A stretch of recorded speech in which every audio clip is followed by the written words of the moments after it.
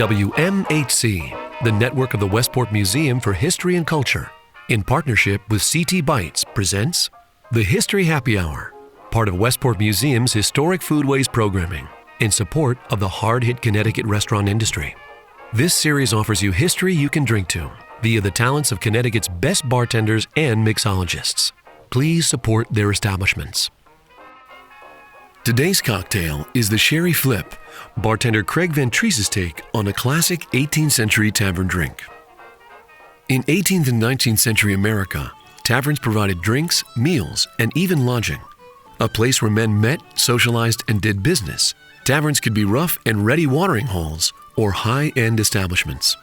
During the Revolutionary War, taverns were essential for spies to gather and distribute information. Men like Austin Rowe, a member of George Washington's Culper spy ring, was a Long Island taverner. According to legend, in 1780, General Washington met Culper ringleader Colonel Benjamin Talmadge at Westport's Marvin Tavern. Taverns served a variety of drinks, including beer, wine, and spirits. Mixed drinks like the Flip were heavily spiced and sweetened. A common sailor's drink, the Flip featured beer, rum, and molasses that was heated with a hot iron and served warm. And now, the Sherry Flip by Craig Ventrice. Hi everybody, I'm Craig Ventrice. You might recognize me from my time at the Welk, Chesapeake, and Cowanee behind their bars. I currently work for a wine and spirits importer called Highland Imports. We distribute in Connecticut, but Steph and the folks at CT Bites and the Westport Museum for History and Culture have gotten together and they're running a piece on classic cocktails. So I'm going to make a flip cocktail for you today.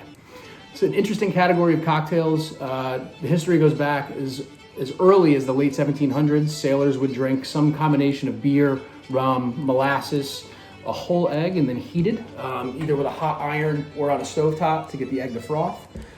That drink was adapted in the late 19th century by a gentleman named Jerry Thomas in a book called How to Mix Cocktails. He had a couple of variations of the drink, which essentially became a shaken drink served cold, straight up, with either a spirit or a fortified wine, some kind of sweetener, and a whole egg. So that's the version that we're going to use today.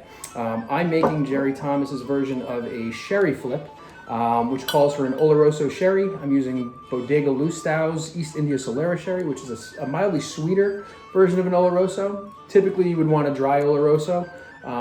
You're going to also need some sweetener. So I'm using a 1-to-1 simple syrup, which is just equal parts by volume of cane sugar and water.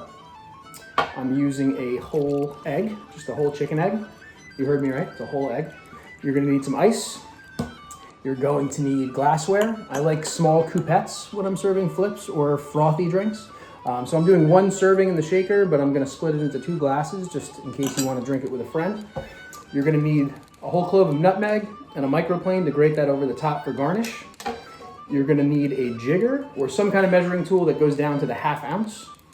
And you're going to need your cocktail shaker. You're going to need a strainer as well, and that should do it. So let's build this drink. We're going to start with the egg.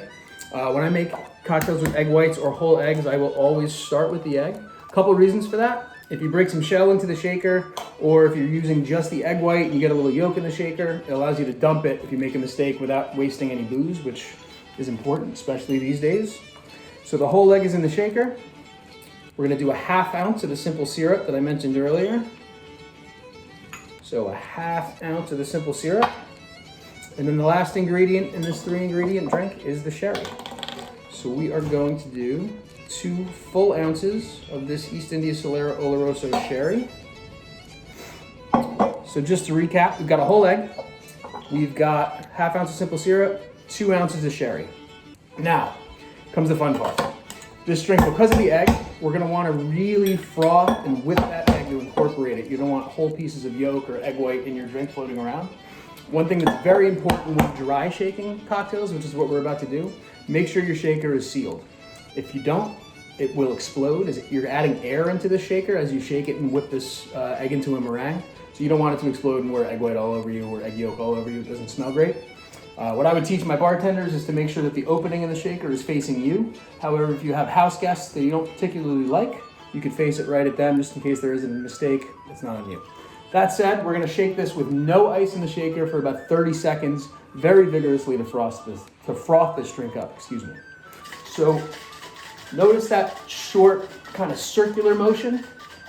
What you're essentially doing is you're making a meringue. Think of it like you're making a dessert or whisking eggs to scramble them. Just back and forth isn't exactly gonna do the job. You wanna get as much air introduced into that egg and agitate that egg as you can. Some bartenders prefer a reverse dry shake, meaning you would shake with ice first and then without ice afterwards. I like the egg to be kind of incorporated into the drink rather than just sit on top as a big foam. So I dry shake first. Won't take much to knock on the side of that shaker and open the shaker tin because there was so much air in there. So now what we're gonna do is add ice.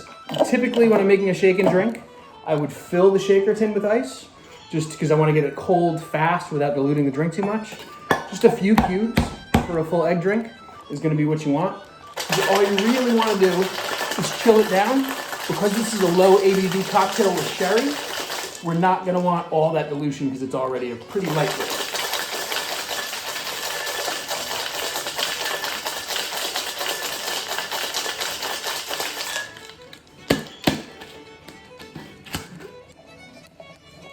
That should do it.